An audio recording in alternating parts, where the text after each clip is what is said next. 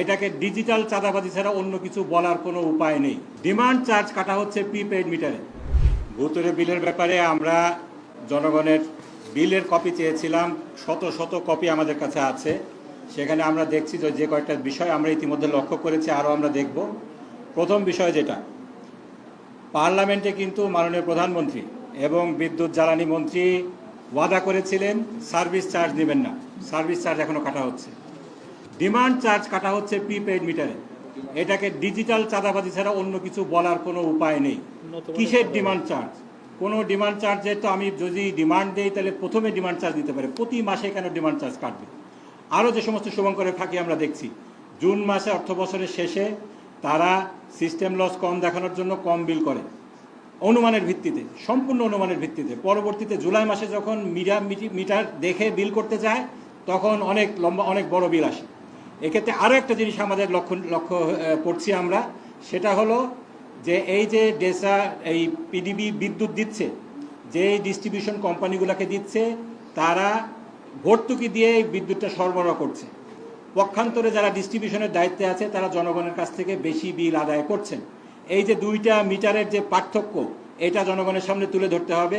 সরকারকে কেন ৬৭,০০০ কোটি টাকা প্রতি বছরই তো না, এইভাবে করে ভর্তুকি দিতে হবে? এটা লুটপাটের বন্দোবস্ত ছাড়া আর কিছু নয়।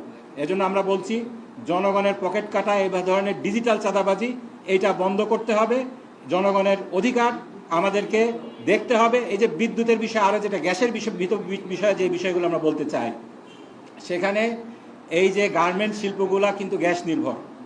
এই যে এফএসআরইউ একটা ইয়েতে যে মহেশখালীতে, যেটা আমাদের মাননীয় সেক্রেটারি জেনারেল বললেন, মোহতারাম সেক্রেটারি জেনারেল বললেন, এটা বন্ধ হয়েছে অনেক দিন হয়েছে ইলেকট্রনিক সমস্যার কারণে। এটা আমাদের গার্মেন্ট শিল্পের বিরুদ্ধে একটা ষড়যন্ত্র কিনা, এটা গভীরভাবে খতিয়ে দেখতে হবে।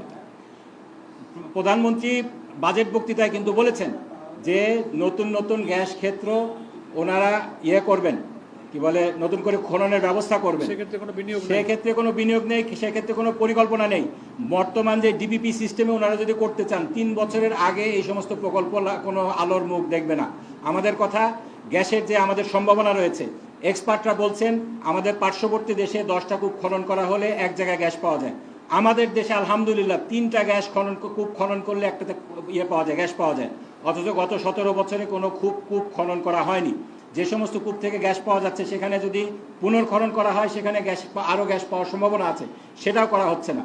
অবিলম্বে গ্যাস কেন্দ্রিক, জ্বালানি কেন্দ্রিক একটা জাতীয় নীতি করে এই সমস্ত বিষয়গুলো দ্রুততম সময়ের মধ্যে বাস্তবায়নের মাধ্যমে গ্যাস সংকট সমস্যা সমাধান, বিদ্যুতের সংকট সমাধান করা প্রয়োজন।